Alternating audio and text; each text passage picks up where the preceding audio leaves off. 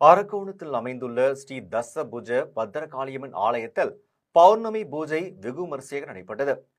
ராணிப்பேட்டை மாவட்டம் அரக்கோணத்தில் ஸ்ரீ அங்காள பரமேஸ்வரியம்மன் ஆலயம் அருகே உள்ள ஸ்ரீ தசபுஜ பத்ரகாளியம்மன் ஆலயத்தில் சஞ்ச் மகாசபா மாநில தலைவர் சுவாமி ஸ்ரீராம் சித்ரகுப்தஜி மகாராஜ் நல்லாசியுடன் பௌர்ணமி பூஜை சிறப்பாக நடைபெற்றது.